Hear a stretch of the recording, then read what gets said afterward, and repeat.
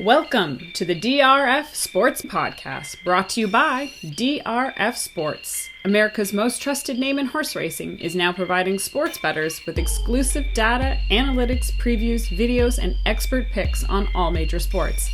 Bet smarter and have more fun doing it. It's the DRF Sports Podcast, and now your host, Sheldon Alexander. Ready, set, bet. This is the DRF Sports Podcast, episode 29. Make sure you like and follow wherever you get your podcasts. I'm your host, Sheldon Alexander. And the Vikings are the Vikings. And so they made the 3.5-point cover a little more difficult than it needed to be. But a cover nonetheless, and a cover means cash. More on that in a sec. But if you haven't checked out Cash Grab, which is DRF Sports' all-new free-to-play sports prediction game where you can win real money. It's available to every sports fan in the App Store and Google Play Store.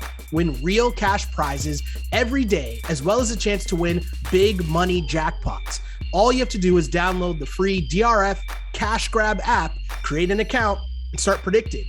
Who will win the first quarter? How many touchdowns will George Kittle score? Answering questions like these can end in you making real money.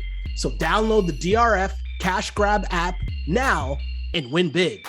And hopefully we can help you win some cash here as well. As we do this podcast twice a week. On Tuesdays, we recap the week that was. And on Fridays, it's the Picks Pod. And today, we have a full slate of NFL Week 14 best bets, plus some NCAA Bowl talk, and of course, college basketball picks. Hopefully, you're still getting your betting information from us here on the pod and from the DRF Sports Sunday Scoop e-newsletter. If you haven't done so already, make sure you sign up for free at drf.com/sports to receive 2 free weekly newsletters delivered to your email inbox every Friday and Sunday. Both are packed with powerful betting angles you don't want to miss. Again, that's drf.com/sports for all of the insight and analysis you need each and every day. Plus, of course, we go in depth on this podcast. And on today's ep, the college football playoff is set. We got your NFL Week 14 picks. Plus, of course, we got more college basketball talk. And there's only one man that comes on to bless us with the information and education that we need every single Tuesday and Friday. His name is Matt Russell. And luckily for us, he joins the show right about now.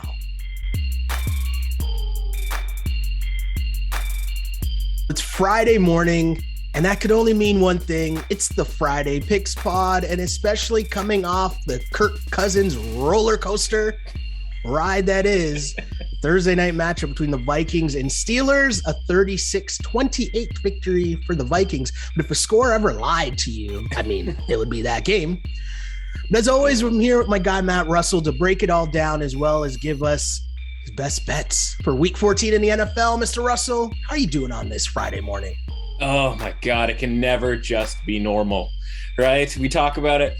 And I think it was 4, 5, 6 weeks ago after Jets Colts, where, like same kind of deal, but it's like, there's always something that drags you into staying up for these games, right? Whether it's a prop bet, the total, something along those lines. And then that week, I had to admit that I was addicted to the NFL because I had to see, and I wasn't even involved in the point spread that night. I had to see what was going to happen with that triple backdoor potential for the Jets. And then last night, 29-0, go to bed, everybody, just end it. No, it can't. Yeah. And we were like a blocked punt away from that Steelers game being the same as the Chargers game a couple of weeks ago, where they get blown out effectively through 3 quarters. And then just weird bleep happens in the fourth. 28 points from that Steelers team, essentially, at the end of that game. What is happening? Fortunately for me, I had the Ben Roethlisberger over passing yards. So the last time I had a passing yards prop was the Russell Wilson run from Washington a couple of weeks ago, where you need that last drive just to drag that out. You need 60 yards, and he's got 90 yards to play with. And then, of course, I'm on Minnesota -3, as we talked about on the Tuesday podcast. That line never got much higher than, there were certain places that got to 3.5 where you had to pay a little juice for Pittsburgh. And as the week went on, right, you just evaluate this game and you just go, what? Like, why would anybody want Pittsburgh at this point? Like, I understand from a valuation standpoint, Pittsburgh, probably should have been rightly a 3.5-point underdog. So that made sense. But again, we're talking about a 40-year-old man here who's not, banned strawberries from his life, who is having to turn around after the Ravens game. And not just that, right? Like the game plan in general, Minnesota's mixing up some of their blitzes and stuff like that. And the offensive line for the Steelers, which has always been their weakness, right, is completely baffled. They spent more time looking back at Roethlisberger as the play clock was winding down than any team I've ever seen before in my life. And that's causing all sorts of, chaos, and Roethlisberger is just getting absolutely crushed. And I'm sitting there, again, I have the over, I have Minnesota -3, like we're feeling good about at least the -3 part. And I'm asking like Pittsburgh, hey, do you mind scoring at least something to contribute to this over? Because maybe Minnesota takes care of it on its own. But I'm also waiting and hoping that Roethlisberger can get it going, because game script wise, over passing yards should have been easy. But I'm wondering if he's even going to make it after halftime. Like, is he going to bother coming back out? Because whether he decides to pull a Vontae Davis, remember about that guy calling it quits at halftime? I thought he was going to retire on the spot in Minnesota. And so whether he even comes out or whether he just gets absolutely annihilated for a 5th, 6th, 7th time and just doesn't get up, I'm worried about the bet from that standpoint, because the game script ended up working out and Pittsburgh did enough to get Roethlisberger over. Obviously, from a fantasy football standpoint, people were thrilled because all the big names were getting it done, right? You had your Najee Harris's and your Justin Jeffersons and all of that. Dalvin Cook obviously tearing it up. So there's always something to watch. And, fortunately or unfortunately for those of us who maybe wanted to get, a decent night's sleep, it was an absolute electric factory at the end of that game. And of course, in a game like that, where of course, I didn't think there would be much in the way of defense, and there certainly wasn't beyond the first half on the Vikings side, a massive defensive play ends that game, right? And you and I always say, right, when it comes to the point spread or otherwise, it often just comes down to one play. And you didn't know whether it was going to be some play in the first half, some play in the second half, or the very last play of the game. That goes either way, because you know what was going to happen when they scored that touchdown, right? Yeah. You know that they were going to miss the 2-point conversion, and the Vikings would still win, and the game would land on 2, and everybody who was smooth sailing with -3 Minnesota, even the -3.5. People who went to bed with Minnesota, right? Right. Yeah. Yeah, exactly. They'd wake up and they'd just be horrified. And that's obviously what was going to happen if I believe it was Harrison Smith gets his hand in there and knocks it free from Pat Freiermuth. And all's well that ended well. But I know that I wasn't ready to fall asleep, even a couple hours after that game last night. So we're a little groggy, but no worse for wear. And we won a few bets last night. And that's all you can really ask for. We're all over the Vikings last night. It was funny because I was out with a couple buddies, and I remember at one point being like, oh, I'm going to leave early. Like, I'm going to get some sleep. I got my bill early. Like, I was like, all right, wait a second. Hold on. Wait, what's going on here? How are they messing with this here? But I mean, the Vikings it's just what they do, right? The Vikings are going to Viking, and they make it close. At least they gave us something that was entertaining. And here we are. We cashed a bet at the Vikings. I think I actually had them at -3.5. That's how not worried I was about the Vikings being able to cover that number. But also, I think you hit it right on the head on our Tuesday pod when we were discussing this game, and it just said, on a short week coming off a Steelers-Ravens game, like, come on. And then as you see, injured Dalvin Cook, just running free the whole first half. And it's just like, oh yeah. Okay. Totally makes sense. So we'll take the 1 win heading into week 14. Great way to start. We'll keep things moving. And for those who might be new to the pod, what we do here, I'll give out the line. I'll give which way I'm leaning. And then Matt comes in and he'll give us the information and education, as I like to call it, on where the line is, where it's going, and where it came from. And I'm going to start here because there's a very big game, very, very big game here. And before we get to the best bets, we get to the big game of the week, right? Which the 7-5 Buffalo Bills, coming off a very tough loss on Monday night, at the 9-3 Bucks. The Bucks are 3.5-point favorites. And my thought heading into this game is if the Pats were just able to run through that Bills defense and they had no answer, Is Tommy not watching that game? Right? Payoff Lenny, as I'm calling him, payoff, because we've been cashing on payoff Lenny lately. Right. I mean, I don't like the hook here at 3.5, right, but at the same time, I'm leaning Bucks. I mean, is that wrong, or is that an overreaction to what we just saw with the Bills? Yes. No, sometimes, you talk about like we do the big, talk about the big game first, right? Because everybody wants to know, blah, blah, blah, blah. And it's not necessarily a best bet. This one not only is part of the best bets, this is probably my best bet of the week. I know where you're going with this already. This is one that's just absolutely circled on the calendar, on the card here. It's the Bills for me. Yeah, the 3.5 is too much. I knew it. Here's the thing, right? Like, let's look at it logically. Mm-hmm.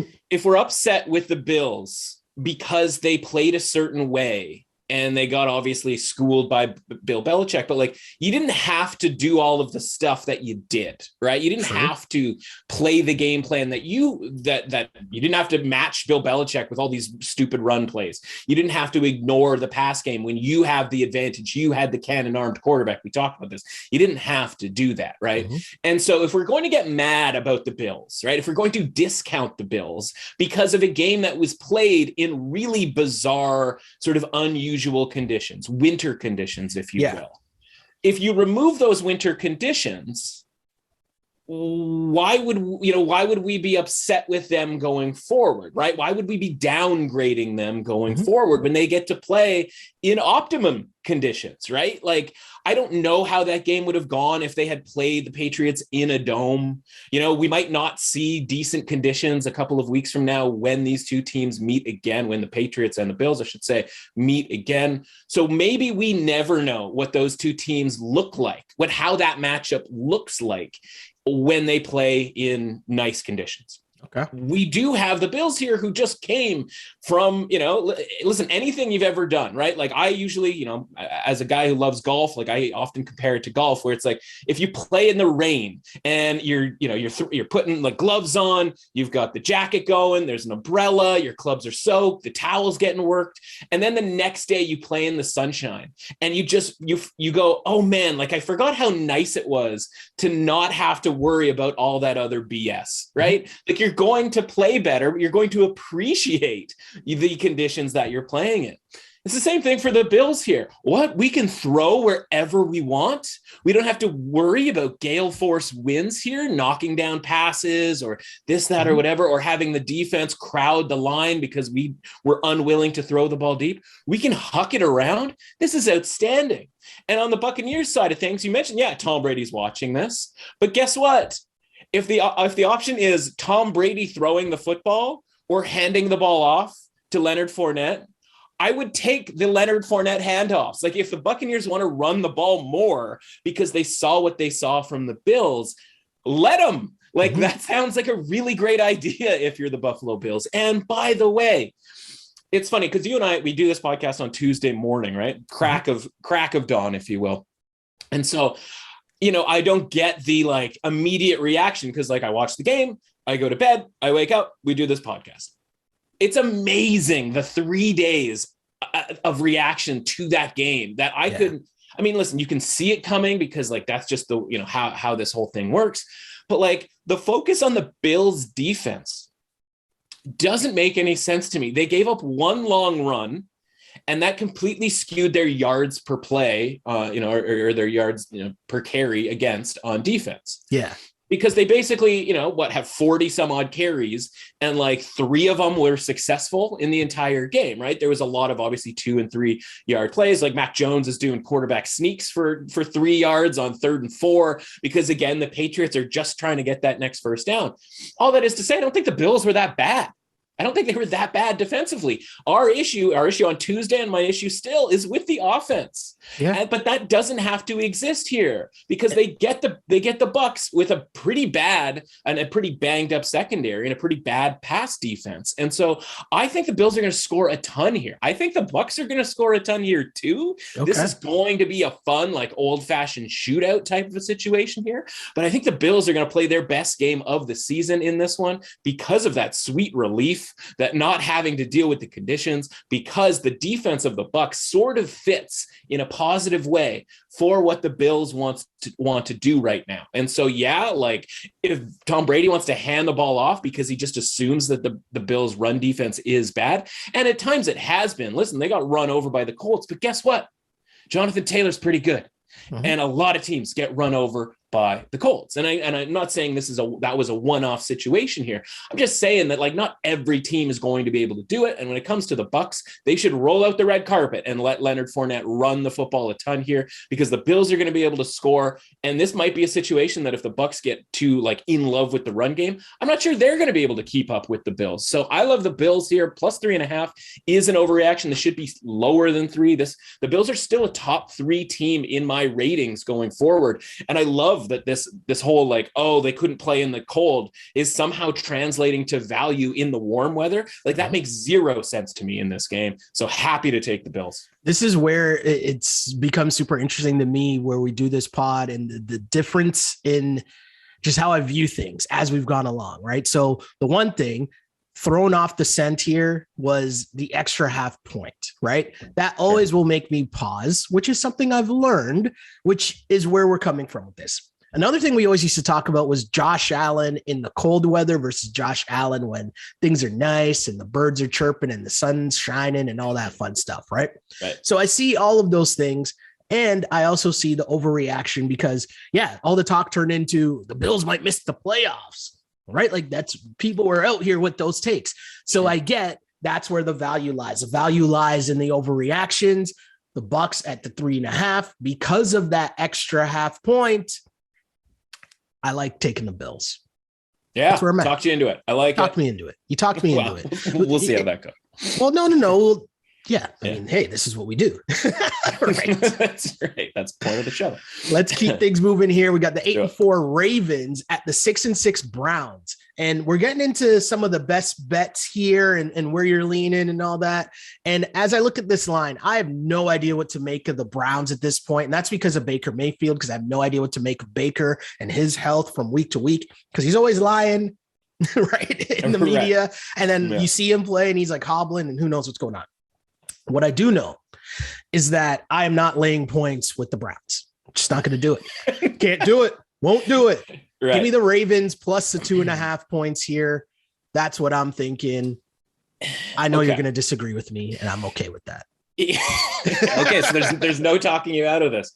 Okay, a couple of different things. All right, so first and foremost, I don't know how you watched that game last night and don't immediately sort of walk over to your phone and pick it up and bet on the Browns, right on the spot. Now I know it's, Thursday versus Sunday, right? But like, it's the same thing for the Ravens, right? Like just because they lost doesn't make them, in this case, a lot of time I say it makes them more likely to win the next week, but it doesn't make them more likely to win this game, because like this couldn't be a worse spot for the Ravens. But the thing is, it's indicative in the line here. Right. And so this is a perfect example of the spot affecting the line, because you could have said, and, if you effectively did, you're like, I don't want to lay points here with the Browns because effectively you don't think they are deserved to be laying any sort of number of points. And this is minus 2.5 with juice on the favorite here. So you have to pay a little bit to get to the 2.5.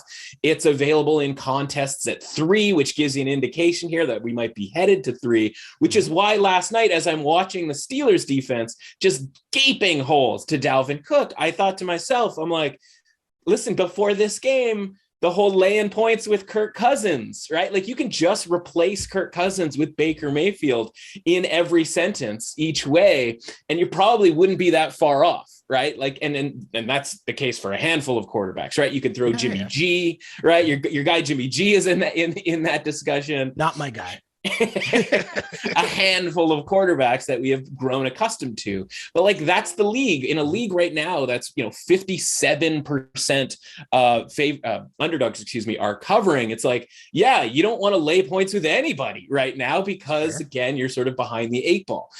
So I get that. And you're right. You'd be right in saying that this line is too high. It is. Like, the line should be, I have this around 1. That's where it should be. That's where the look ahead line was. That's where, it very well, came close to opening. I think it opened -1.5. So like a half point was given for this spot, but it isn't just the Ravens, right? It isn't just the Ravens playing this, slugfest against the Steelers. That maybe is the reason why they don't have a great first half, for example, come this Sunday. Now, kudos to the Steelers for picking themselves up, dusting themselves off, and playing that second half like their hair was on fire.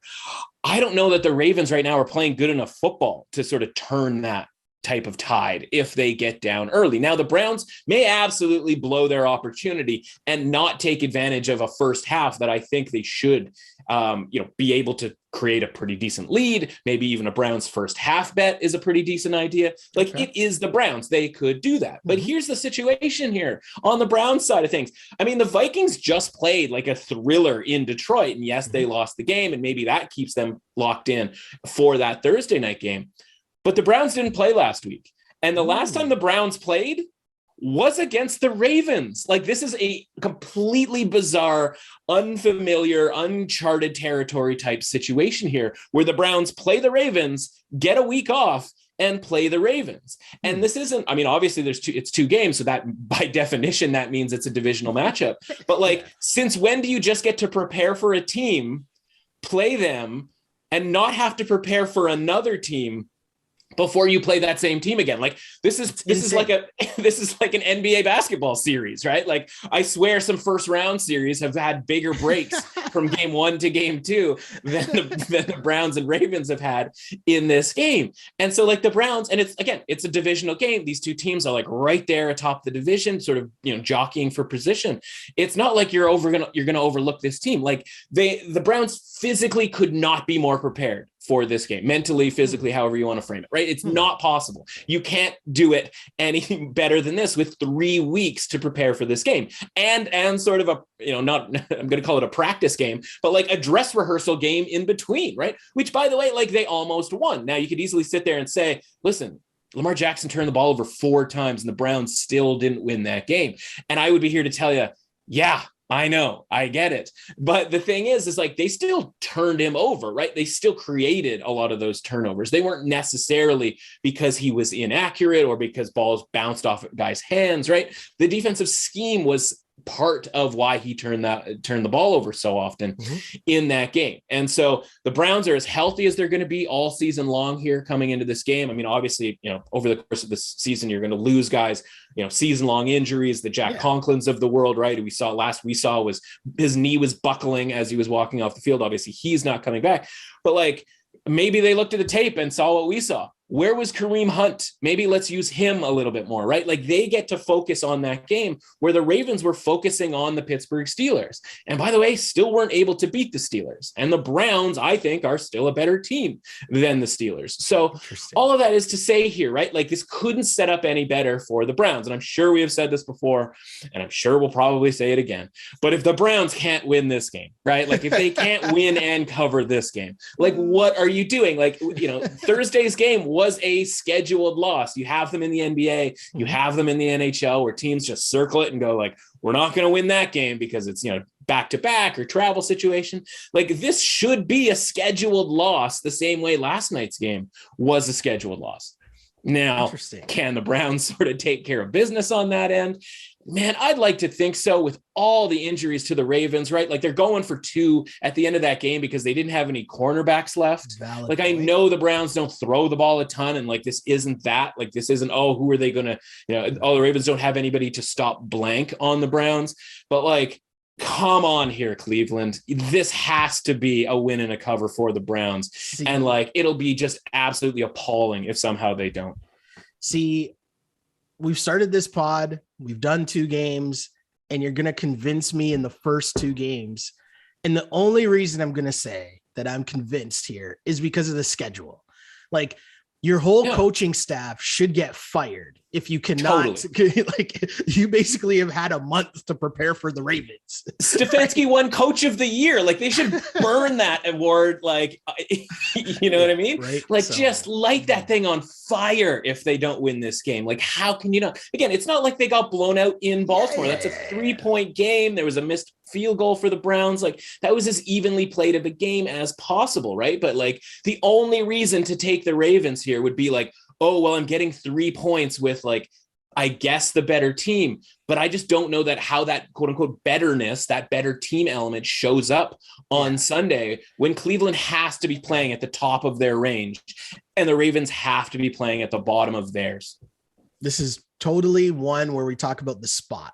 So regular listeners will know when we talk about the spot, this is what we're talking about. Just where you might have two teams that you think are equal or one's better than the other, but they're just in different spots. I like it. Yeah. I understand it. And it would be great. It would be great if the spot like wasn't noticed, right? And the point spread didn't reflect it. The bets that we want to make most often are the ones where things like spot and all of that sort of thing aren't reflected in the line. This one is, so like I'm fully, admitting to that. But like when the game is 29-0 at halftime, like, I'm not saying that it's going to be, right? But like it's the same as last night where it's like when it's 29-0 at halftime, you're like, oh man, I really shouldn't have haggled between -3 and -3.5. Of course, when the team comes back at the end and you're worried about the last play of the game, then yeah, you're maybe regretting the pick a little bit more. But hopefully that's coming up. This is why I looked at that line and I'm like, okay, this is messed up. Why would I do that? And we get the explanation why. So here we are. This is why we do this. 8-4 Dallas Cowboys, 4.5-point favorites at the 6-6 Washington football team. This game sitting nicely in the Vegas zone. The football team has been covering for me a lot in recent weeks, but I feel as if the Cowboys are a different kind of matchup for them. My only question is about Dallas's health. Deke, their line on both sides, the defense, like, that's my biggest question. And clearly it's a question in Vegas as to why this number is 4.5. So right. In terms, as I said, I want to take the Cowboys, but I can't do that without knowing what's going on with their health. Yeah. And so, I mean, from a health standpoint, right, like it's supposed to be, or it looks like this is the healthiest this team is going to be all year until you look at the running back position. But you and I know, right, like the running back position should not have that big of an effect on how we perceive these teams. Now, my numbers come out to pretty Vegas zony type of numbers, right? Like it's 5.3 for the Cowboys. So you go, okay, there's a little value on the Cowboys at 4.5 here, but like that number isn't exactly like jumping out at you. To me, it's the matchup relative to the health, right? So Randy Gregory is coming back, DeMarcus Lawrence is back. Like the defense now is fully healthy. And Washington right now, let's talk about it stock market style, right? Like they're absolutely at their peak of valuation right now. We're counting every little thing, like this mug. Okay. Like that counts as part of our valuation. Bump the valuation here. Yeah. Like everything is sort of adding up here because they have been covering for us. Now they covered against and won outright against Tampa Bay. And that was a really impressive victory. But like beyond that, it's just kind of been like, do you have your bleep together or do you not? Because they're playing teams like the Raiders and the Seahawks that don't necessarily have their bleep together, the Carolina Panthers, right? So like the covering is great and we have taken advantage of that in a handful of these situations.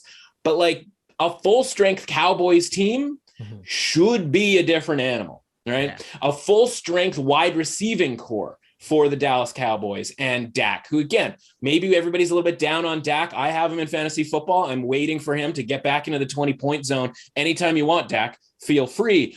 And like, I think that's what happens in this game, because as much as the Washington defense has looked pretty good and they're a little bit more organized and they're not kind of freelancing and doing all their own stuff here with Chase Young, it's still not a particularly talented group, especially on the back end here. And so I'm a little worried because your boy Mike McCarthy's out here like quasi guaranteeing victories. Like just stop talking, what's man. The need for that? Right? Yeah, what's the need for that? Like you're so useless. Like this is what you're like. You found like something to sort of contribute. You're not helping. You are not helping. Just stay the hell away from this football team. When you talk about the health thing, like the Ezekiel Elliott thing and obviously the Tony Pollard thing is something that we've been Let's say critical of the usage element for both of these guys on this team.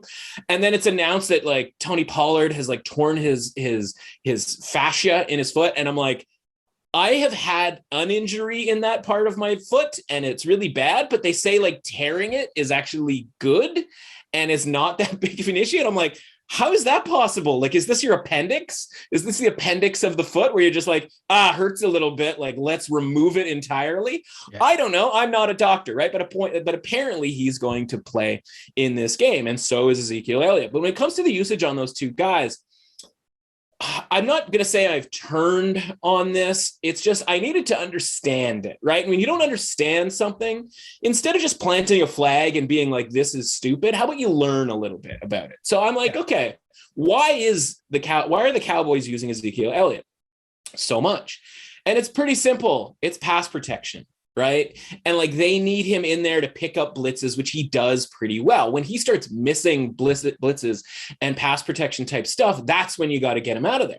And so they're using him for that. And they're using him for short yardage. Right. Problem is he's Zeke Elliott. So he's out there and like you check to a run because these teams are playing heavy on the pass and all of that sort of thing. And so you're kind of obligated at that point to give them those 6, 7, 8 extra carries that aren't just short yardage, that are 1st and 10 where the defense is playing pass. Maybe there's a nickel or a dime type of a defense. And you go, okay, like we got to hand it to Zeke.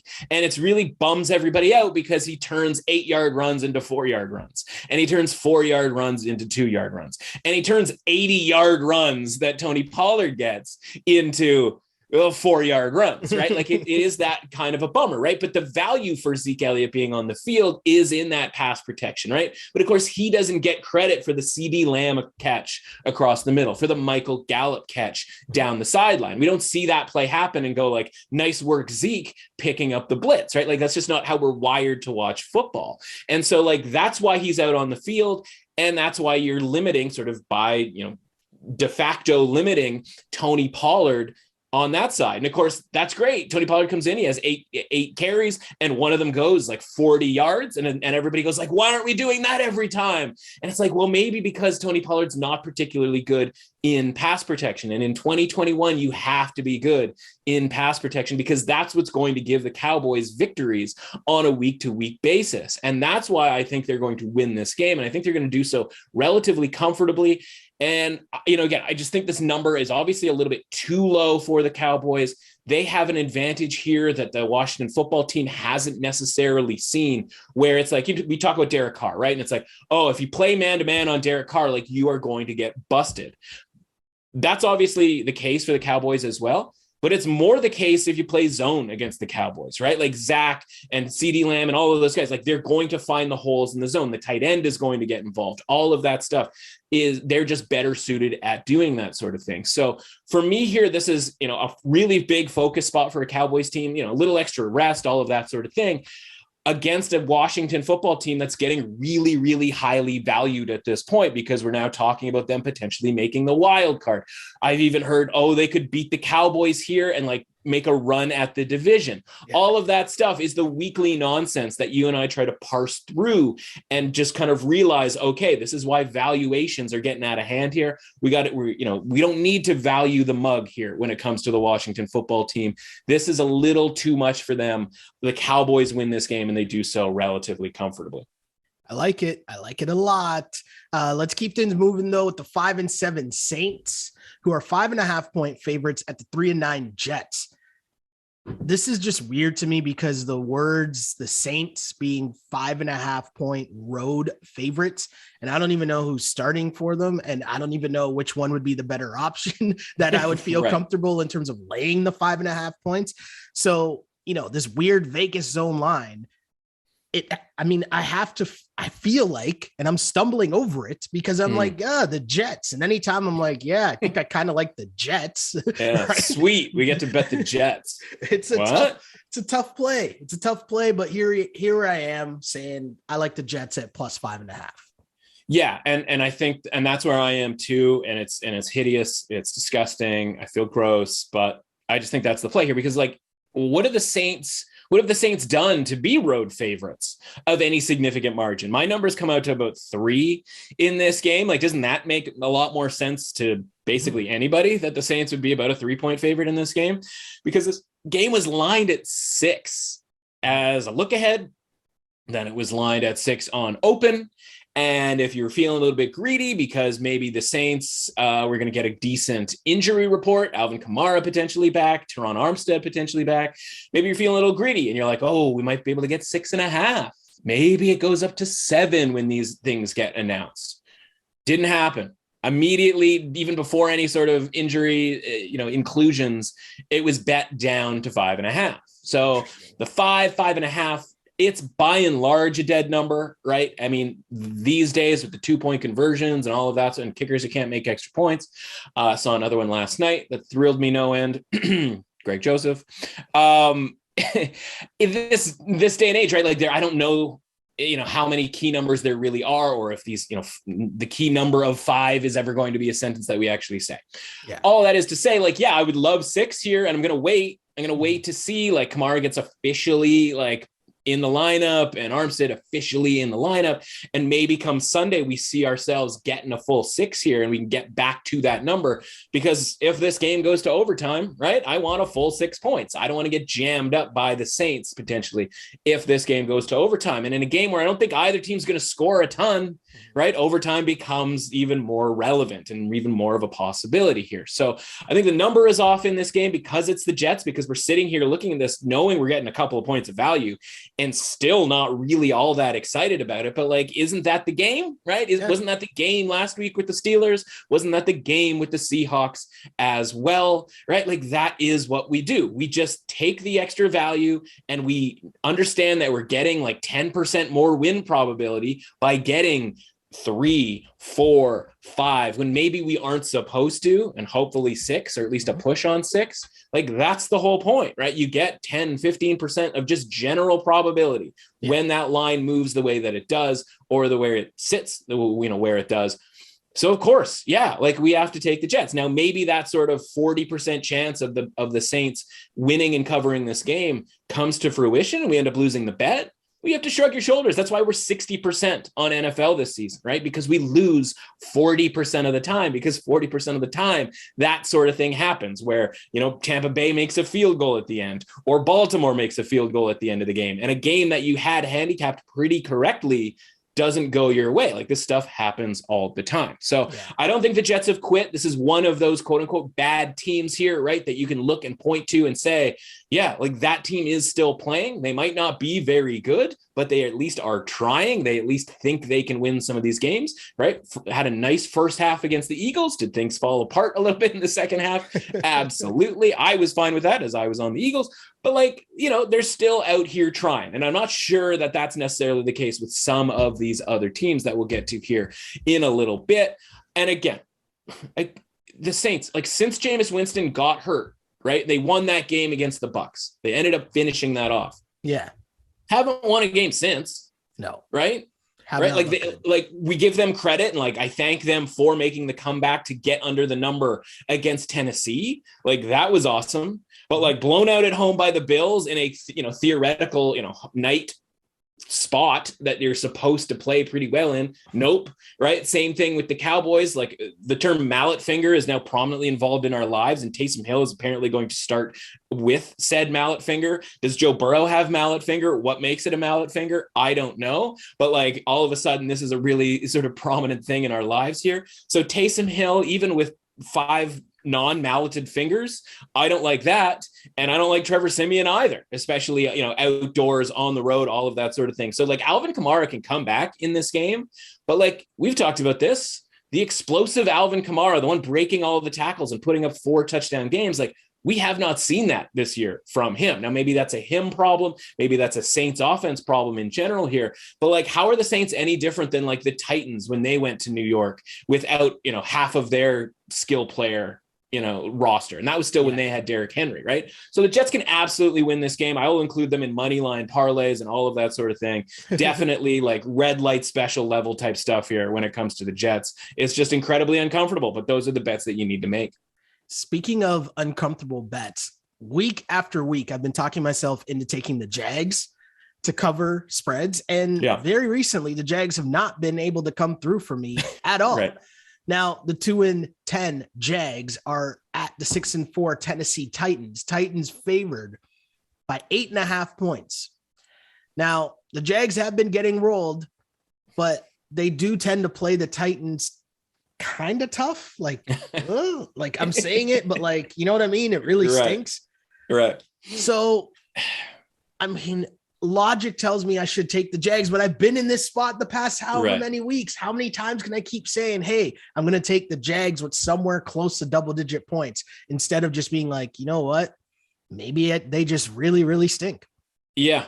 And honestly, I think I'm going to surprise you here on this one because, like, you know, we come on the show and oftentimes it's like, oh, we're zigging when other people are zagging. Mm-hmm. I think the Titans absolutely housed the Jags this week. And like, that's probably reason. I feel better about that. And that's probably reason to bet the Jags here because, you know, we do a lot of our work. A lot of our success, if you will, is in backing an underdog that's getting a little too many points, right? Like, it's very rare that the favorite is not getting enough points. But I think it was really telling that this line opened Titans -11.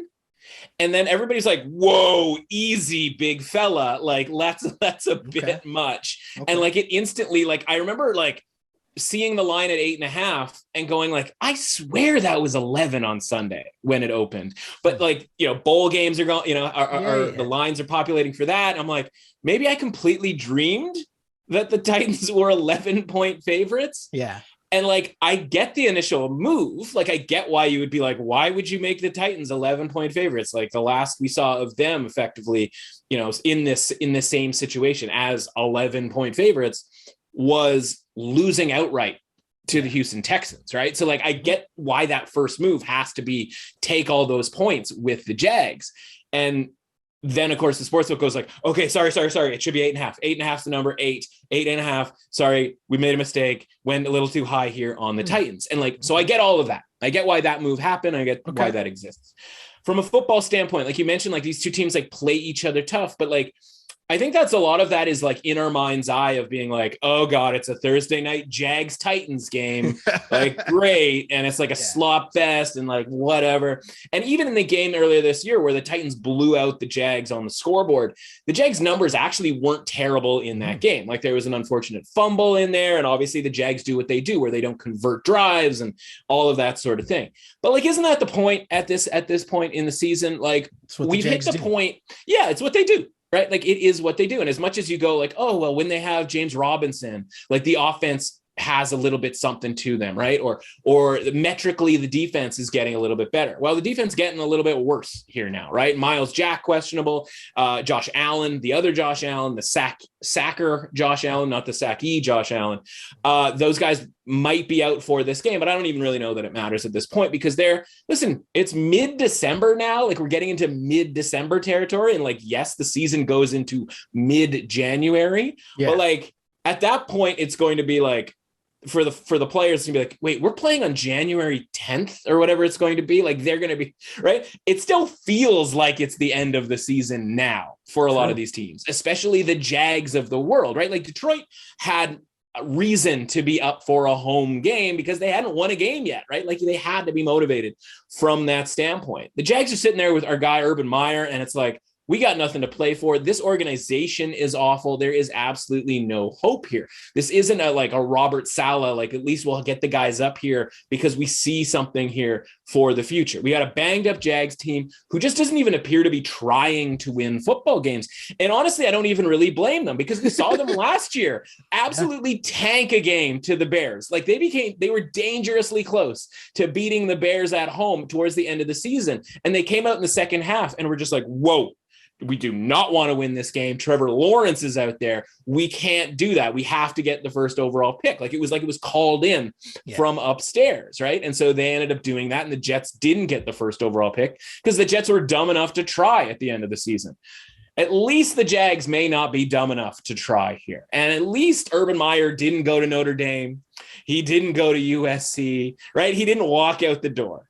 And so, like, yes, at least that's the case for this team, but like, they still just don't have the talent here.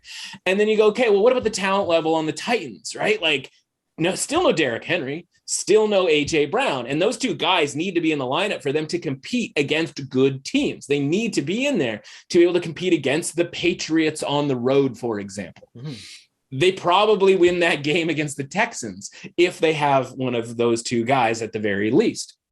But they also probably win that game against the Texans if they don't turn the ball over 4 or 5 times in absolute downpour type conditions where like Mike Vrabel's just covered in a towel, right? Like all of that, even as we've seen from the Texans the last 2 weeks, just points to, you know what? That was just kind of a crazy fluke, right?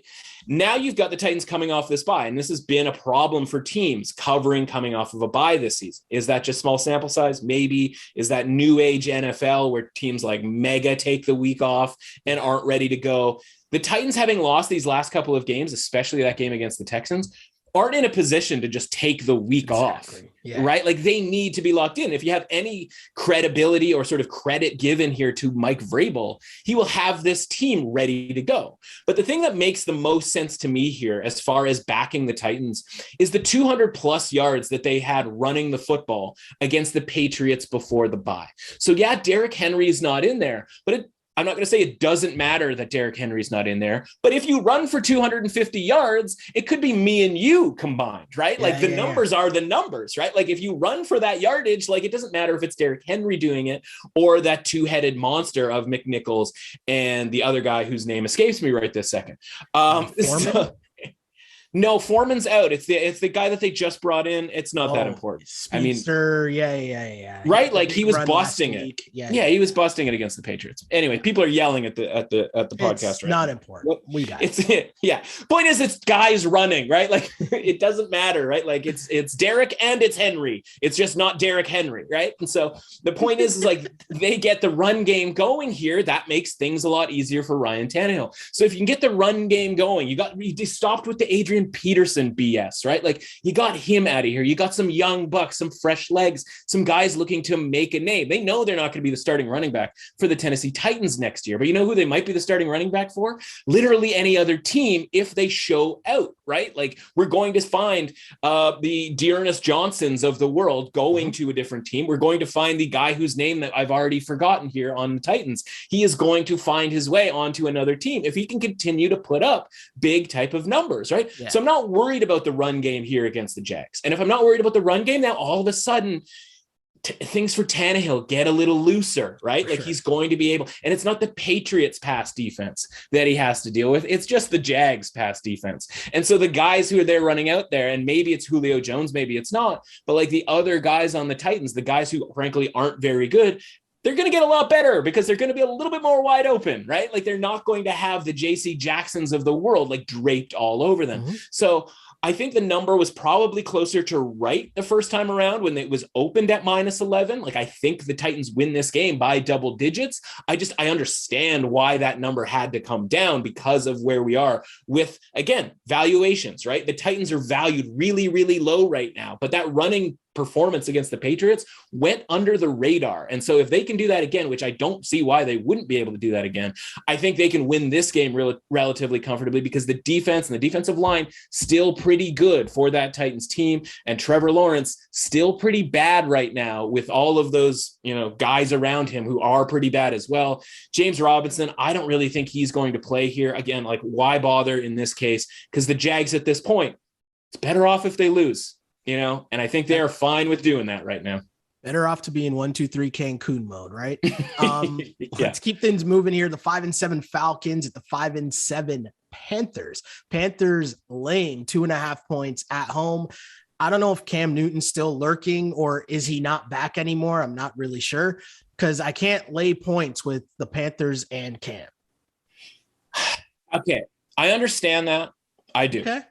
This one, I almost fell out of my seat. Is this a spot? Is this another spot thing or no? This isn't a spot thing necessarily. This would be more of a numbers play because I could not believe when I looked at my spreadsheet, like part of it's, kind of comes as a surprise to me, right? Like I do, sort of 3 things, right? Like I'll make my own guess on what the line is going to be, right? That's just a clear, like what's the interpretation of these two teams? What's the perception of these two teams? What should this line be in Vegas? Mm-hmm. And then I will crank out the numbers as far as the closing lines from the past, few weeks, and what the ratings, from those lines, what those ratings sort of extrapolate out to. And, so I go and I make this game like, yeah, this should be 2.5, 3. Like, I totally get that. My numbers go to Carolina -5.5. And I'm like, what? But look at it this way. And this is like bare bones fundamentals on this stuff. Look at it this way. The last time the Falcons played, they were an 11-point home underdog. Correct. Okay. Now, it doesn't matter who you play. I mean, it matters, obviously, who you play. But like fundamentally in the NFL, if you're an 11-point home underdog, you're a pretty bad football team. Right? Like it's just math, right? The last time we saw Carolina, they were actually 1.5-point road favorites against the Dolphins. Okay. Right? Now I understand that the Dolphins whooped them in that game, right? Block punt, Cam's throwing interceptions. He barely had a completion, right? But going into that game, right? Like we had all week to bet the absolute hell out of the Dolphins. Yeah. And, some of us bet them a little bit, but we didn't just house them, right? We didn't literally put a house on the Dolphins, right? So we all just decided that, -1, -1.5, like that sounds like the right number. And whether it's basketball, hockey, whatever, right? We see one game results happen all the time where you go, can you believe, Westbrook only had 8 points last night, right? Yeah. But there's a game 2 days later. And so he's able to kind of do something else, have a triple double, and everybody forgets that they lost to the T-Wolves or whatever. Yeah. The NFL, you're not allowed to do that, right? You go into your bye week and all of a sudden the Panthers have lost that game like 10 different times over the last 2 weeks because every time we think of it, we go, Cam Newton, he's washed, he's done. And all of that stuff might be true. But here's the thing.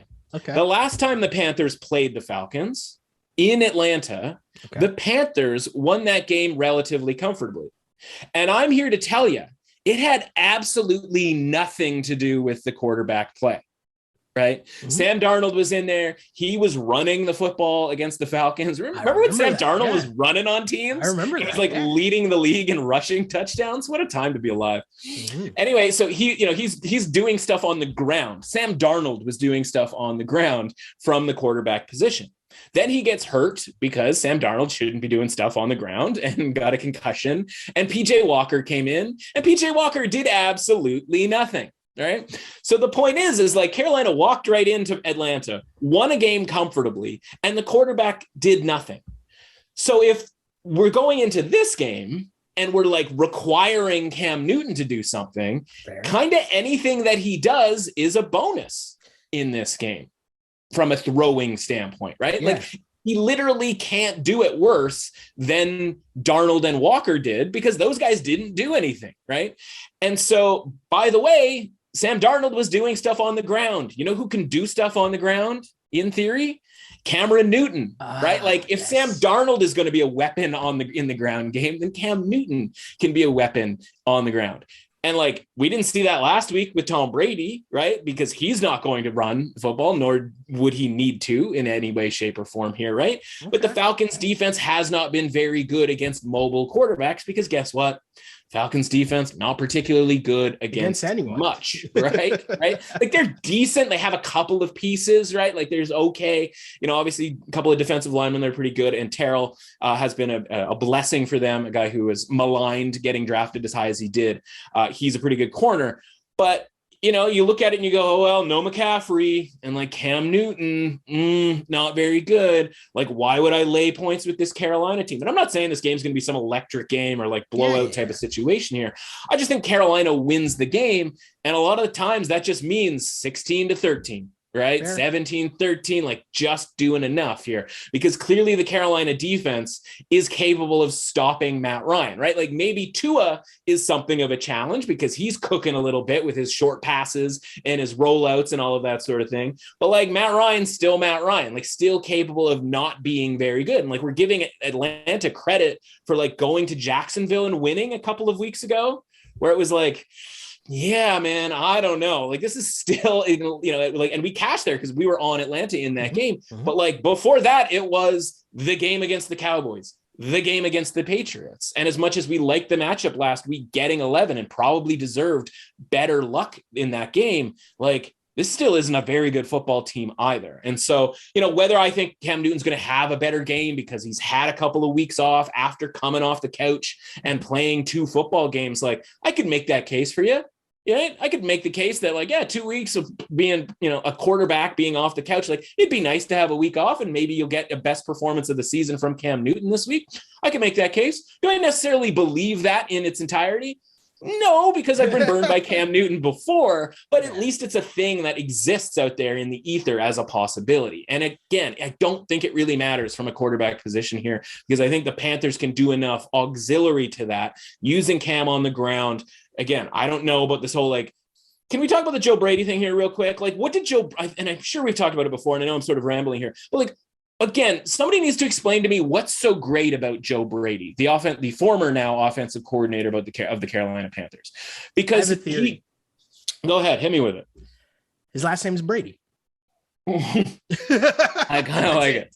I kind of like it. People are like, oh yeah, him and Tom, they got to be boys or something. No? And honestly, his name's Joe, because, like, he gets a ton of credit for coordinating the LSU offense when Joe Burrow was there. And it was like, oh, Joe Burrow and Joe Brady, like, that combination, like, that's why the LSU has an offense for the first time ever. And it's like, he's throwing balls to Jamar Chase and Justin Jefferson. Like, what about the handful of games that those guys have played so far would indicate to you that, like, you needed to be some kind of a genius offensively, right? Like, Clyde Edwards-Helaire hasn't had the greatest season, but, like, you can just see physically that guy is overmatching anybody in college football. Yeah. And so, like, just look at the weapons that he had to deal with. Like, yeah, of course that offense did really well. And then he goes to Carolina, and it's not like, oh man, like, that offense was cooking when Teddy Bridgewater and Christian McCaffrey were around. It's like, no, like, they weren't doing anything then either, right? Like, what is the fascination with Joe Brady? Also, right? Like, who gets fired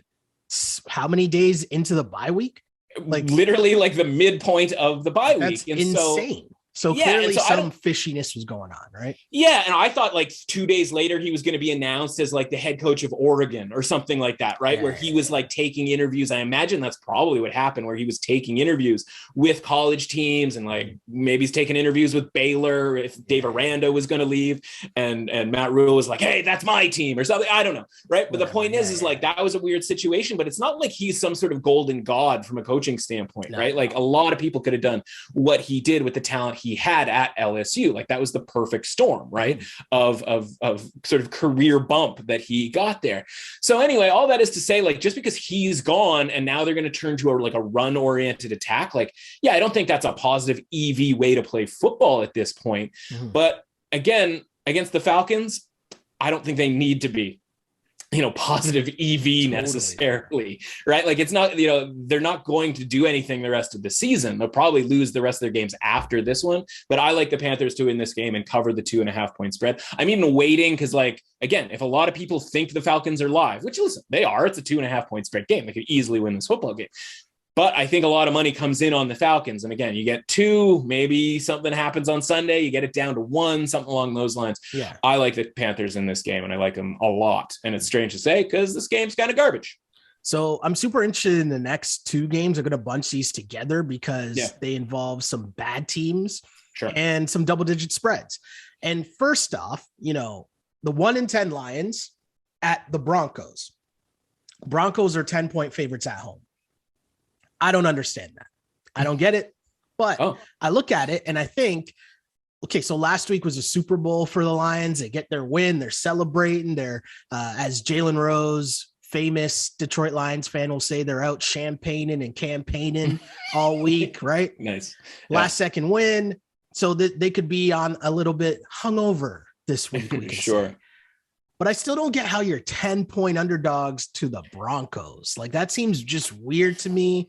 And I need some explanation as to why. Yeah. I mean, there's a couple of games here, right, that are just like illness related games. The Lions have had the flu. right? Whether it was because they were champagning and campaigning, I don't know that lasts 4 days. We've seen this happen to different teams, right? There's some college football games in the championship weekend where, San Diego State got ravaged by COVID. In this case, it's just a straight up flu situation. Okay. And so this line was 8. So is 8 a little bit more palatable to you against with a little bit, right? Like it's still the Broncos, but like the Broncos in a weird way are kind of like built to beat up on bad teams because the defense can shut you down, right? Like Jared Goff in the cold, he's got tiny hands, he's freezing, like nobody likes that. They would have the game plan where they would run the ball every time except for 3, they would throw the ball 3 times if they could sort of think of that, but they would probably just make Jared Goff throw and it would probably go horribly wrong, right? Like this game feels like a 20-7 type of a game where like the Broncos can score against the Lions because anybody could score against the Lions, right? Yeah. So I understand like 8 makes a ton of sense there for me. Now that we're getting into the double digits, right? Like there is something about that sort of makes you like, just kind of back away like, oh God, I don't want anything to do with double digits, like with the Broncos here, but it's entirely because the team has been sick all week. So you throw in the fact that they've gotten over that hump on winning a game. And now there's some illness situations happening. And then by the way, what do we always think about when we talk like 8-point spreads? The teaser protection, right? So you move that up to 10 and now a 6-point teaser is -4. Mm-hmm. And that looks a lot dicier at -270 of a price, right? At -8, you tease it down to under a field goal. And now you're not even that stressed if the game goes to overtime. You're not loving it by any means, but like if it's a 1-score game, like you're not that worried. Now it's up over 4 from a teaser standpoint. And now you're kind of stressed out about the 3-point win, right? And so a lot of the times that's going to blow up a teaser. And at -270, you don't want to pay that price, right? So everybody was piling in, like I wrote about it on Tuesday, like this is a great teaser leg, blah, blah, blah. It's no longer a great teaser leg. And that's fundamentally why this is the case, right? So a little bit of news, a little bit of situation, and a little bit of teaser protection for this game. Meanwhile, like you have the Giants and the Chargers, like the Chargers literally like an hour wasn't able to go by yesterday before another Charger got placed on the COVID list. And now you have to parse through, all right, who's vaccinated, who's not vaccinated. It's like Keenan Allen's vaccinated, so like he might be able to play. Mike Williams is not vaccinated, so he's not going to be able to play. He might not even be able to play next Thursday against the Chiefs. So like, meanwhile, like the Giants, it's like, wait, Jake from State Farm is going to play? Like, oh my God, like, is that something we want? But we don't know anything about Jake Fromm other than he was pretty good at Georgia, but that was feels like a million years ago, right? And like, if he was that good, he'd be on a different team. He would have been on, like, I don't know, any other team that needs a quarterback, right? Like we've seen some grim quarterbacks play this season. So again, he might surprise, he might be good. Obviously we would love the Giants here as double-digit underdogs if Daniel Jones was playing, but guess what? They wouldn't be double-digit underdogs if Daniel Jones was playing, right? So this is another one where it's just like, I don't really want anything to do with this game because of all of the uncertainty with illnesses, et cetera, et cetera. Also a tough spot for the Chargers with look ahead to the Chiefs. Hopefully they will be in full complement of their players for that Thursday night game, because I think that's going to be one of the better games of this season. So this is one where, like, if I'm already looking to that Thursday night game, I can imagine the Chargers are too, especially as guys are getting removed from the lineup and it's all kinds of chaos. But does that make me want to bet the Giants? I mean, at 10.5, like I will make it literally a bet. It is not a best bet. It is not anything I'm putting anything reliable on. Just based on the number and the concept for the Chargers here. And by the way, like the Chargers never blow anybody out. They come close and then they get a punt blocked and then the game is back on, right? So like, I don't want the Chargers -10, right? But again, you start watching Jake Fromm out there and maybe it's not looking so great. You're not going to be feeling so great about that bet. So again, those two games, for reasons that obviously we just talked about and the sickness, I would just stay away from. Yeah, I mean, more power to you. I totally agree. But I'm the jerk that's going to force myself into picking both those games. And so if I had to, I'm going to take the lines and the points, and I'm going to take the Chargers. Don't like it, but let's keep moving on.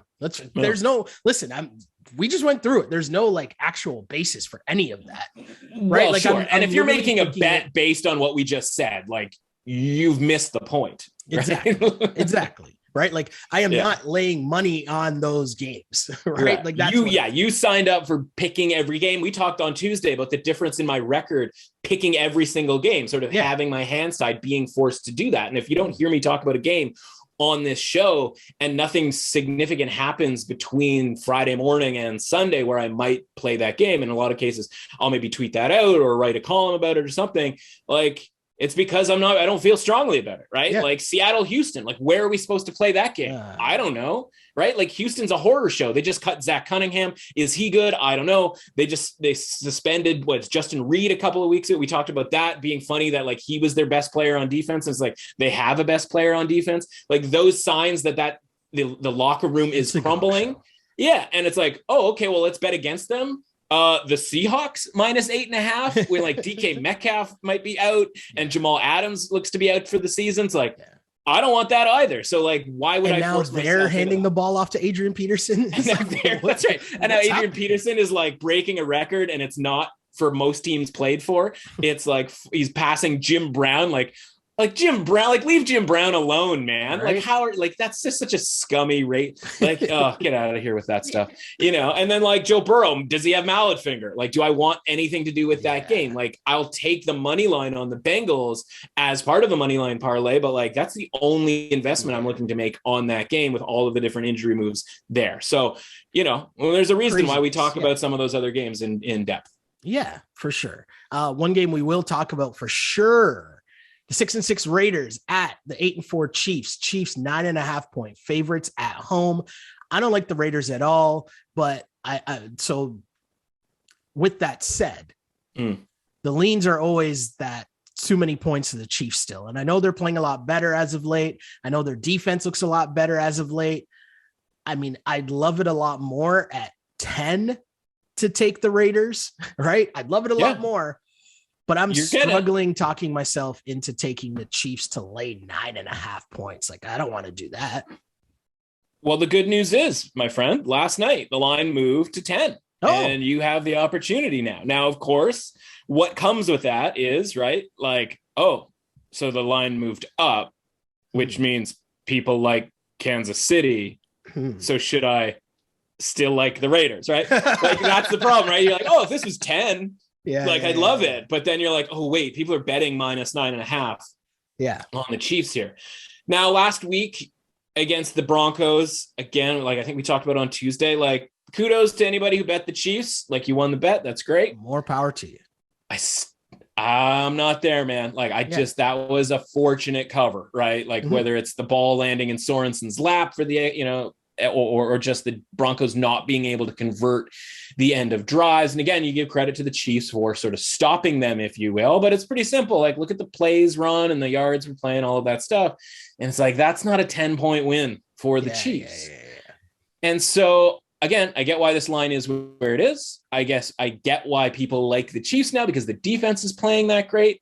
I'm with you. I'm just like, I'll take the 10 and take my chances that the Raiders can score a little bit here. That game was way closer than the scoreboard indicated because obviously it got pretty hairy after Deshaun Jackson fumbled that football in that Sunday night game a few weeks back, right? And it was like, oh, all's well that ends well. And like the Chiefs are back and look out, right? Again, I'm not quite there, right? I'm there from a defensive standpoint. We always talk about, well, if they could just get okay defensively. Well, they're now okay defensively. They did it. They might even be a little bit better than okay. It's hard to tell, right? We'll have to see over the next little while here. And maybe the offense is just, it's okay, but it's very good against the Raiders. Like, hopefully that's not the case here. But yeah, I think you just take the 10 points here with the Raiders. Again, a little bit over. We might be back to the Chiefs tax, right? We might be back there where they're getting a little too many points. My numbers come to like 8. Right? Like an 8.5-point spread feels like it's a little bit more palatable. Feels like it makes a little bit more sense, especially since, again, the Chiefs were just 2.5-point favorites in Las Vegas, right? And so now we've got ourselves here a 7.5-point adjustment for the change in location. A couple of other elements, but not that many. Obviously, one team's played a lot better than the other team has here, but 7.5 points, that's too much, right? Normally, just on standard operating procedure, these days with home field advantage being about 1.5 points, 2 if it's like some significant place like a Denver, Miami in September, those types of places. the number should flip 3 to 4 points. Okay. Right. So a 2.5 should be 6.5 on a change of location, maybe 7, and obviously key numbers and that sort of thing come into play as well. But like 10, a 7.5 point flip, that's too many. Yeah, no, I got you. I like it. I'm in on the double digit points. Let's go. Before we get to the Sunday nighter, though, I just want to give a quick reminder, the DRF Sports Sunday Scoop e-newsletter. If you haven't done so already, make sure you sign up for free at drf.com/sports to receive 2 free weekly newsletters delivered to your email inbox every Friday and Sunday. Both are packed with powerful betting angles you don't want to miss. So make sure you sign up for the Sunday Scoop e-newsletter and check out our guy Scott Gramling's weekly NFL 6-pack. Plus, of course, he goes in depth with his game previews. drf.com/sports, everything you need, all the betting angles, we've got you covered, just like we do here on this pod. And as mentioned, as we get to this Sunday night matchup here between the 4-8 Bears and the 9-3 Packers laying 12.5 points. I want to take the points just off principle. 12.5 points is a lot. Problem is, the Packers have been screwing me all season long covering, right? And so at some point, I either stop and be like, you know what? Maybe I just got to have a little bit more faith in the Packers and stop hating on them. On the flip side, 12.5 is a lot of points. Right. Yeah. And one of those games that sort of screwed you over, right, was probably the previous matchup in Correct. This game, right? Green Bay at Chicago. And so you look at that game and you go, yeah, Green Bay won by 10. Okay, so it makes sense. Double digits back in Green Bay, right? But you and I talked about it at the time. We'll probably talk about it right now, right? Like that game was incredibly misleading, right? The Bears were driving. Green Bay jumped off sides. Lo and behold, nobody noticed, right? Everybody on the field noticed. Yeah. The Bears noticed. Justin Fields noticed, and he threw one up as you're supposed to, threw it deep, took a shot, right? Well, why not? We get a free play here. Except they wasn't a free play. The officials didn't notice. They were the ones, as they often are, they are the last to know what happens on the football field. There was a bunch of jumping off sides and false starts that happened last night that nobody seemed to care about. Maybe it was the same crew. I don't know. And of course, the ball gets intercepted, and there that goes, right? And it's a 3-point game late, and Aaron Rodgers ends up running that touchdown in and does, of course, the famous, right? Like, I own you, blah, blah, I've always owned you, et cetera, et cetera. A lot of people will mention this week that, like, yeah, that's probably on the bulletin board, right? That's the old bulletin board material for Chicago. Can Chicago do anything about that just because of bulletin board material? Well, probably not, right? Probably not necessarily. But here's the situation here. It's funny, the whole quarterback thing with the Bears. I think Andy Dalton gives the Bears a better chance to win a given game, right? Okay. When they're in like a close game, a game that's lined around a field goal, right? He has a better chance of not keeping them in that game, but like giving them a chance to win in the end, right? Not making that fatal error in theory, even though he made a bunch of fatal errors against the Cardinals on Sunday, right? He was the reason they didn't cover the game. I don't think the Bears can win this game with Justin Fields. I don't think they could win this game with Andy Dalton.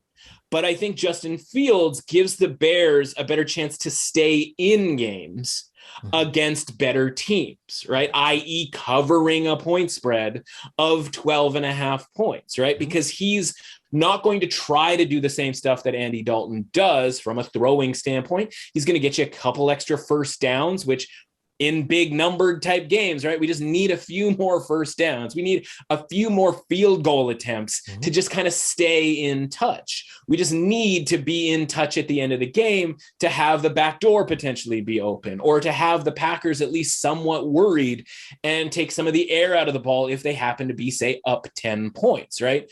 And so, yeah, like Justin Fields, like he might get sacked a ton, or he might turn the ball over here or there, but like Andy Dalton's just as capable of doing that when pressure comes. But when pressure comes for Justin Fields, he has more of an instinct to get out of the pocket, run for 3 yards and slide, that sort of thing. And these are the things that are going to help you keep in touch of that team. Now, this game, a lot of years, right? It's sort of a standard thing where Bears go to Green Bay. Green Bay is an 8.5 point favorite, right? Like you could literally probably just go down the list of the last like decade. And it's like, 8.5-point favorite, Mitch Trubisky at the helm, 8.5-point favorite, Mitch Trubisky, right? Like, but now all of a sudden it's a 12.5-point, favorite here for Green Bay. And maybe David Montgomery doesn't play, but the one thing the Bears were able to do against the Cardinals is run. They were running it. That team can run the football a little bit, and I think they can do that with Fields. And the last time we saw Fields in sort of a functional full game type of a way was that Monday Night Football game against the Steelers, and we saw he was able to throw the ball now a little bit, right?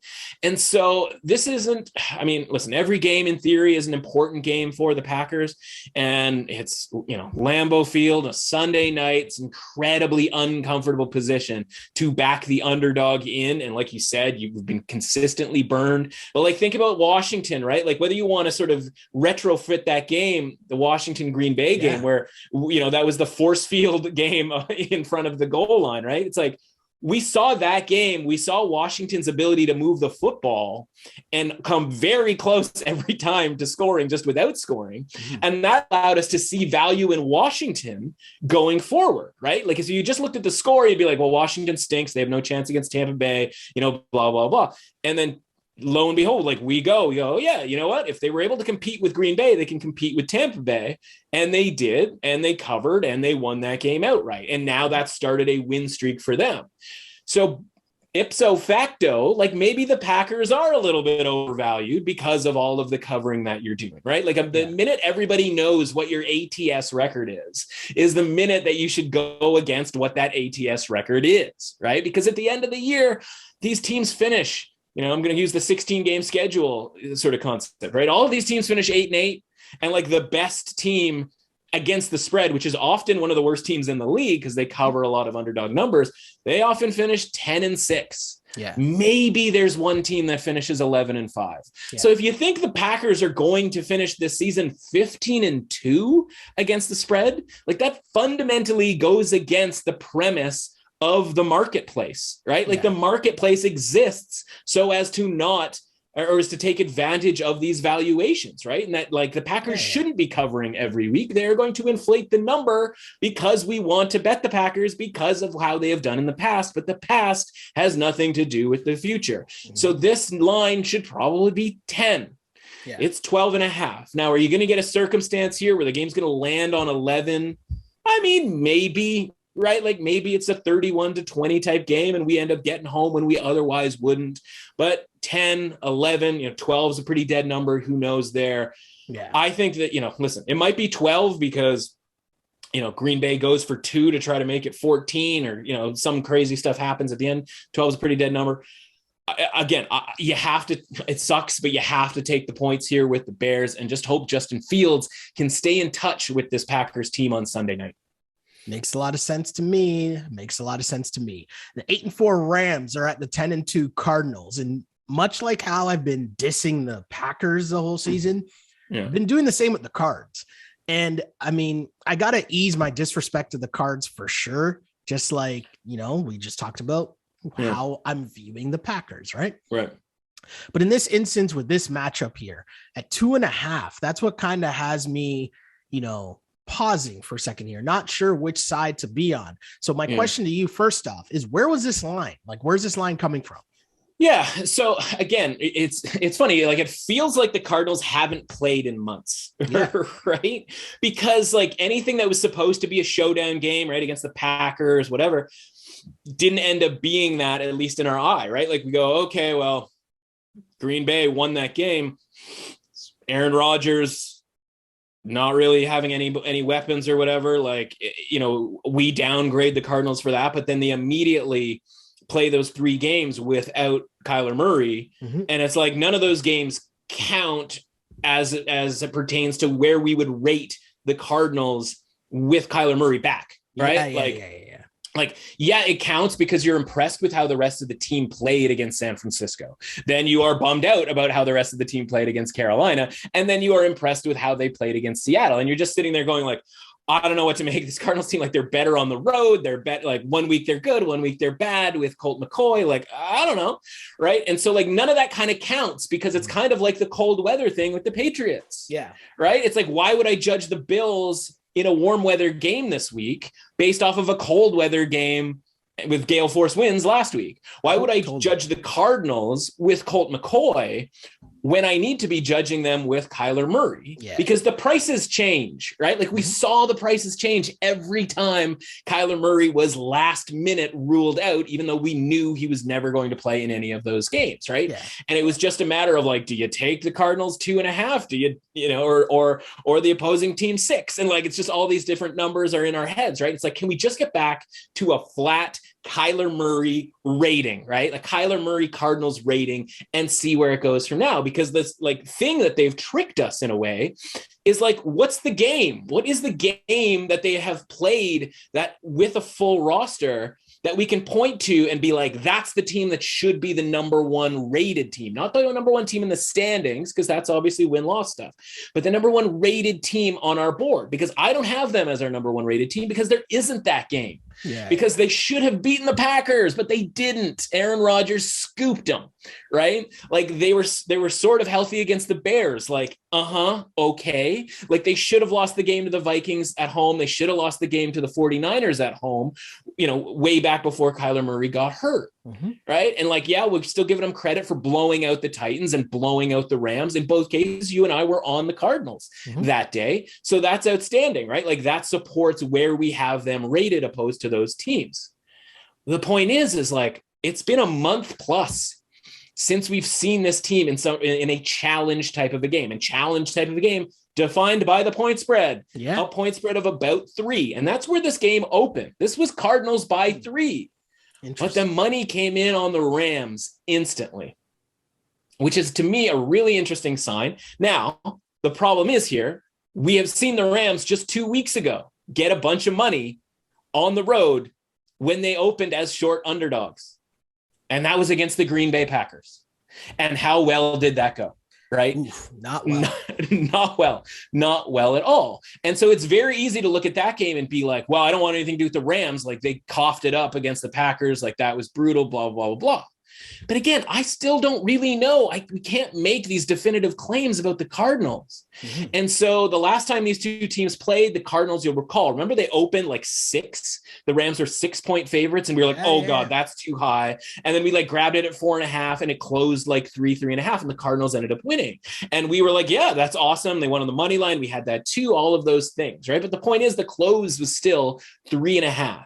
And so we just talked about the flip, right? And so now we've got a 6-point flip instead of like a 4-point flip. Now, again, part of that is because perception is that the Cardinals are this very, very good team and that we're all kind of soured on what the Rams are doing and Robert Woods is out and all of that stuff, right? Like I am with all of that business, right? Yeah. But if you're wondering like what's up with this line, that's what it is, right? It's a 6-point flip from last time. And it's not like the Cardinals have some great home field advantage.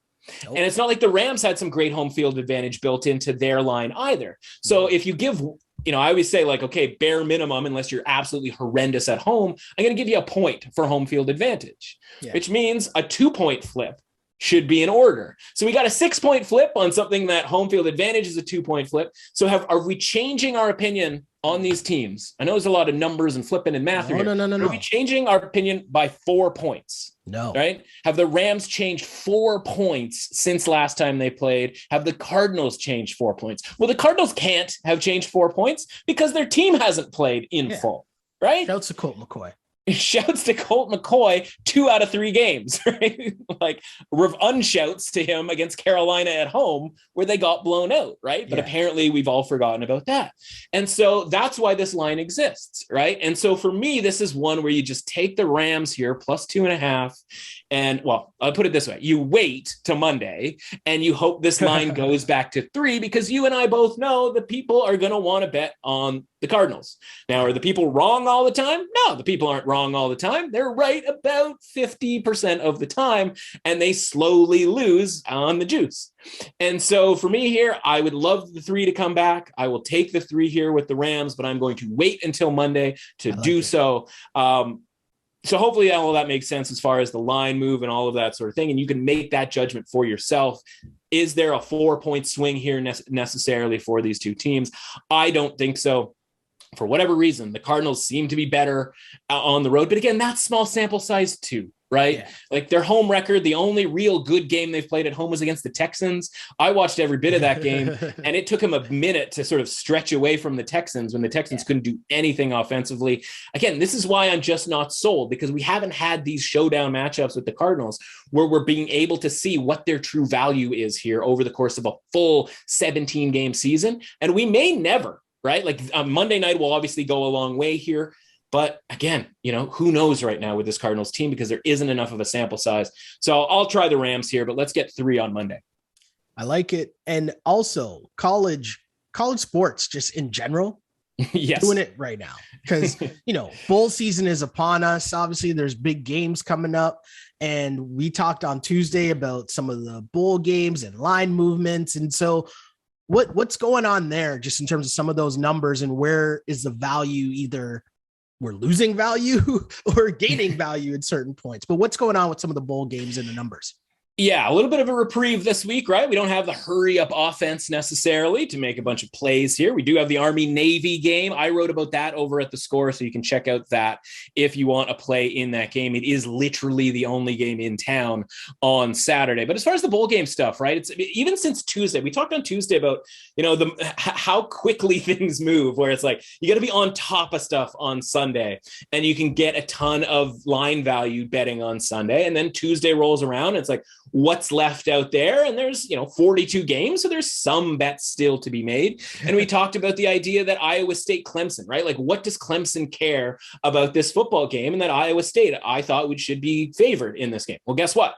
They're now favored by 1.5. So hopefully you're able to grab a little money line there, like even money or even a +1 on Iowa State. Still bettable if there's a -1 available out on Iowa State at this point in the Cheez-It Bowl. But again, Clemson should be absolutely excited to be in. Not at all. North Texas, we talked about them, right? Going from 4.5 down to 3.5. Get it before the hook goes. The hook is gone, right? Like these are the things that we were able to kind of predict, if you will, happening. One big move that I wasn't able to get on top of, because again, got a little greedy, Western Michigan, but we talked about it. Remember, we were like, okay, they were 6.5. Carson Strong's not going to play in this game. The coach is gone, all of that sort of stuff. It drops down to 2.5, and it just sort of sits there. And guess what? It's now flipped the fence here. And now, as we talked about, Western Michigan is the favorite. Why would Nevada be the favorite in that game without their head coach, without Carson Strong, and no discernible fans in the stands? Because why would you travel from Reno, Nevada to Detroit, Michigan to watch a bowl game without your top players, right? Doesn't make any sense. Western Michigan should be favored, and guess what? Now they are favored. So hopefully you at least grabbed the last little bits, right? You didn't get the +6.5, maybe you got the +2.5 or the money line. Louisville's up to -1.5. We talked about them getting, giving -1, having flipped favorites and still being able to bet that at -1. Same thing for Virginia. We talked about Tennessee. This one is like, again, without actually playing the game, this is the stuff we live for, right? We see a line, it's Purdue -3. We go, why on earth is Purdue favored? We go to bed, we wake up the next morning, and Tennessee is -3. We sit, we look at our numbers, and we go, I think Tennessee should be a 4-point favorite, so there's at least a little bit more to go there. And 2 days later, Tennessee is now a 4-point favorite. So now we just have to spend the rest of the 2 weeks figuring out, now that the line is fair, I've got Tennessee with some great value on the money line, but do I want to keep that position, or do I want to come back the other way on Purdue? Now they have a couple of NFL caliber players who don't appear to be playing in this game, which is part of the reason why this line has moved. So these are the decisions that we have to make. Speaking of NFL caliber players, we thought we'd get one more game out of him. Kenny Pickett, our guy, doesn't look good. And whether you wait for the news or whether you just look at the market, right? It's the same thing for NFL injuries and Kyler Murray injuries and Lamar Jackson sicknesses and all of that sort of thing. Before the news comes out, the lines come out first. And Pittsburgh was a 3.5-point favorite, and now they're an underdog. Why do you suppose Pittsburgh's an underdog now? Because it doesn't look like Kenny Pickett is going to play in this game, which is a total bummer. Because listen, it's the holiday season. I'd love to be interested both financially and sort of entertainment wise in all of these games, right? Especially if there's a Tuesday afternoon bowl game, like let's get locked in. Let's watch, let's bet on these games. So you want to have an angle on all of these games. But the problem is once sort of news like this happens and you miss out on this stuff, like again, I was never going to bet against Pittsburgh here, so I can't beat myself up about it. But the point is, keep an eye on the lines because that will tell you what's happening. Arkansas moves from +4 to +2.5 through the key number of 3. We talked about that potentially being a thing on Tuesday. And then Kentucky also, we talked about that going from underdog to favorite at -1, still able to grab it at -1. Guess what? Not anymore. Kentucky is up to 2.5. So a bunch of different plays here that if you listen on Tuesday and you still got some of the leftover stuff that had yet to move, you're still in pretty good shape with some of these bets. Now, unfortunately, a lot of it's gone, and we just have to spend the next couple of weeks now going, okay, what plays are we staying with? What plays are we going the other way with? What different factors of news and whatnot are going to play into some of these games? Yeah, it's crazy just playing that value game and seeing where you can get a number that you're more comfortable with. It's incredible. And we do that in football. We also do that in basketball. And with no hurry up offense, we decided maybe we'll try something a little different here. College basketball on the way, and college basketball on Saturdays, obviously a really, really big thing. The problem is there's no point spreads. Like, we're recording this on Friday morning as opposed to Saturday when all the games are going to be. And the way that basketball works, the point spreads aren't really available. So we're going to do something a little different here. And there's a little bit of a twist. What we're going to do in this, we're going to call shot clock. The music's already going. So it means we got to do this. It means we got to do this. Horn's going to be next. But because 24 or 30. Right? But because there's no spreads, I'm going to ask you what your numbers are. That way, for people listening to this, when the spreads do come out on Saturday, you bet accordingly. Yeah, that's right. And they'll come out on Friday night. And listen, Shell, we'd love to do the podcast on Friday night, but Shell's got a social calendar, man. He's out there. He's bopping around. He's in the mix. Like, he can't be bothered on a Friday night. Like, that's Shell time. So we can't possibly do that. And of course, Saturday, by the time the podcast came out, it would be too late because we got a lot of noon start time. So the best we can do here is I can give you my number. And basically how this works is I'll give you my number. If it's a little bit off, that's a good thing, because then we're going to bet the side that has some value. So let's look at the first game here of note here, Nebraska and Auburn. I've got Auburn -11 here in this neutral site game in Atlanta, Georgia here, which neutral site can obviously add an element of confusion and just general whatever. This number might end up being a little bit higher than -11.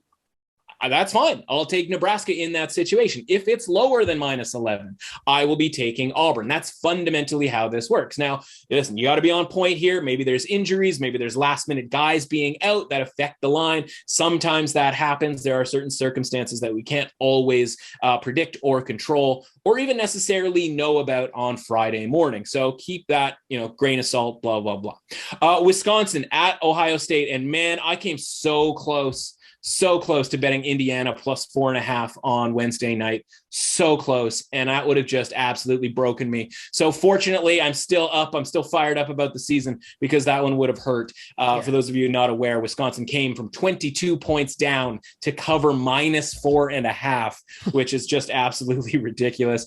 Speaking of 4.5, I've got Ohio State 4.5 in this game. They are at home. I would expect this maybe to be a little bit higher, and we might be back on Wisconsin. Again, play it how you see fit, right? If the number's a little high here because Wisconsin might have a come down off of that big home win, then maybe you stay away. But my numbers here, sort of in a general normal state here, have Ohio State 4.5 point favorites at home against Wisconsin. Syracuse and Georgetown, the old former Big East rivalry that they've brought back here in a non-conference type of a way here. I've got Syracuse on the road here favored by 3.5 points. It's funny watching the Syracuse team being massive underdogs to some of the teams that they have played recently. Georgetown, really a rough program here at this point. This game is in Washington, not necessarily on campus here. So 3.5 point underdogs for Georgetown. Arkansas at Oklahoma. This game is a neutral site-ish type of game. This game, I believe, is not in the on-campus, site for Oklahoma. Arkansas is a 3-point favorite, according to my numbers. So sort of keep an eye on that as being a neutral, but also more of a travel spot there for Arkansas. Mississippi State and Colorado State. Not exactly a headliner type of a game here, but watch out for this Colorado State team as like the team du jour in the Mountain West Conference, right? We've had years where San Diego State, shout out Kawhi Leonard, was that team. And even obviously since, right? Plenty of different Raptors, by the way, that have played for San Diego State. Malachi. And Malachi Flynn. That team should have deserved better. Speaking of COVID cancellations, that would have been an awesome tournament. Colorado State is that team this year, right? Like we've seen San Diego State, we've seen Nevada be that team. I think Colorado State is that team this year. Yeah. So I've got them at home here, favored by 5 against Mississippi State. Mississippi State might be an interesting team. They always kind of are underrated. And then February rolls around and they've got a couple of big wins against other conference teams. And you go, this Mississippi State team might be a team. So that's actually a low-key interesting game for me. Penn State and Michigan State. This is a way less interesting game. Yeah. Michigan State, 8.5-point favorites. I'm probably a little too low right now because I'm probably giving a little too much credit for Penn State. I like the size that Penn State has, but it doesn't actually translate to anything on the court as far as like rebounding is concerned. So the number here for me is 8.5. UCLA at Marquette. This one's at the Fiserv Forum. So again, not a campus look necessarily, but still a travel spot for UCLA to Marquette. I've got UCLA favored by 5.5 on the road here. Tough spot for UCLA. I probably lean to Marquette even at that number of 5.5. Missouri and Kansas. Kansas I got as a 14-point home favorite. I don't care for these rivalry games that are at a home. I mean, I like them sort of obviously fundamentally from a sports standpoint, but like these rivalry games, like I kind of like this when it was like a halfway type of thing. They play this game in like St. Louis or like Kansas City or whatever. And like, I like that a little bit more than when they're playing these games at home. Kansas is a 14-point favorite. Again, this game's a little bit more interesting if it's a neutral site game. Allen Fieldhouse. If you haven't been to Allen Fieldhouse, go. It's awesome. St. Bonaventure and Connecticut playing in a neutral site game here. Connecticut's the ranked team, I think, at this point. St. Bonaventure was ranked. I like the Bonnies in this game. I've got them favored by 1.5 points. Arizona, Illinois. No, this isn't the 2004 regional final, just baggy shorts. I think Salim Stoudemire might have been involved. Oof. There might have been a Eugene Edgerson sighting. I don't know if I'm Channing Frye. Was he involved in that game? I know the D. Brown, Deron Williams, who I think is boxing somebody at some point. Frank Gore. Soon. Frank Gore. That's right. I don't think Darren Williams and Frank Gore are going to be fighting at halftime of this game, but that would be excellent. I've got Illinois as a 5-point favorite here. They've been a little bit disappointing. They've started to get it going here a little bit, but Arizona's sneaky good, right? Okay. Sneaky good right now with Arizona in the post Sean Miller era. Kentucky and Notre Dame here. Listen, I have Kentucky favored in this game. They're on the road at Notre Dame. This is always a tricky spot for anybody, especially non-conference. So it's only a 4.5-point line here for Kentucky. Okay. LSU at Georgia Tech. I've got LSU as a small favorite. I can imagine them being a little bit more than that. They are sort of the more renowned team, if you will. But Georgia Tech always dangerous at home against some of these teams, because I think Georgia Tech's a very well-coached team. LSU could absolutely put a stinker on this game entirely. Minnesota and Michigan. And speaking of things that I don't care for, conference games in December, I know they're sort of bonuses because I don't think, it's not like we're taking 2 games away from these teams, but it's too early for this type of stuff, man. Minnesota, Michigan here. Michigan, I've got 13-point favorites here. Not wild about this game in general. I am wild against the crosstown rivalry, Cincinnati and Xavier. I've seen games in both of these facilities. Both of them are low-key exciting, especially when these two teams play each other, because there's a lot of times there's fights and stuff. It's a wild scene. I've got Xavier this year minus 3.5, but I would take Cincinnati if it's that high, if that makes sense to everybody out there. Okay. And then finally, Houston and Alabama. This game could be a regional final, could have been a regional final last year, right? These two teams are really good. I think Alabama here is going to be about a 7-point favorite here. That's where I have them with a home game in Tuscaloosa. So this game is at 10 o'clock Eastern Standard Time. I'm not really sure what that's about. I'm not a time zone guy. I think that's 9 local in Alabama, but don't check me on that. Alabama -7 is my number in that game. So I'll be up watching that game late on Saturday night, because for the first time in forever, we don't really have much in the way of college football on a Saturday. So guess what? You got to spend some time with your family, folks. Yeah. Loved ones. They're back in the mix for one day and one day only. Hey, anytime we can wrap up the picks in Tuscaloosa, I'm here for that. Anytime I get to say Tuscaloosa, I'm going to do it. Tuscaloosa on a Saturday and Nick Saban isn't involved. What a time to be alive. Let's go. My dude, a great job as always, not only giving you the best bets in the NFL for a big week there, but also with some college basketball, plus giving you some line value with the upcoming bowl games. Obviously, we'll be plugging in a little more as bowl season draws near. But until then, where can the people find more from you, my dude?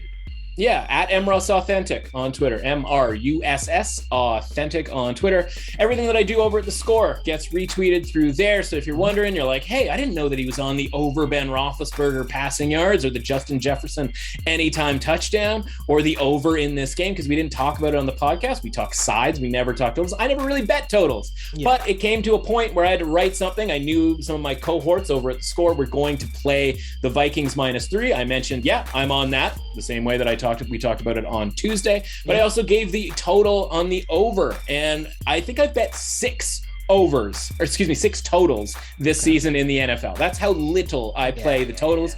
Fortunately, 5-1 on those totals. So again, do it a little bit more sparingly, right? You tighten up the variance or sort of the results potential, and you end up 5-1 on things that you're not particularly comfortable with. So anyway, all of that stuff gets retweeted through my Twitter feed at MRuss Authentic, and of course everything that we do here as well. As it's always a delightful time talking sports with you, my friend.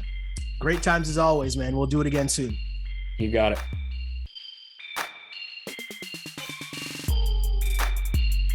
Thanks to Matt for coming on the pod. And if you want to follow me online, you can do so on Instagram at Sheldon Alexander and on Twitter at Shell Alexander. Like and subscribe to the DRF Sports Podcast wherever you get your podcasts. And for more on this brand new project for DRF Sports, if you're not familiar with the letters DRF, well, Daily Racing Form has been around for over 100 years, giving you all of the horse racing information, data, and analysis. But now they're taking over the entire sports world. So if you want coverage on every football game, as well as the NBA, MLB, and more, head to drf.com/sports for all of the details and insights, as the site has all of the data on every game, including offensive and defensive stats, betting angles, line movements, key injuries, head-to-head records, and team stats. The DRF data is what powers our power trends. So if you want to see which trends our analysts have selected, follow us on Instagram and on Twitter. And if you want access to all of the raw data, go to drf.com/sports. That's where you get the usual previews. Plus, we go into the games in depth on this podcast. Basically, however you want your betting information, we've got you covered.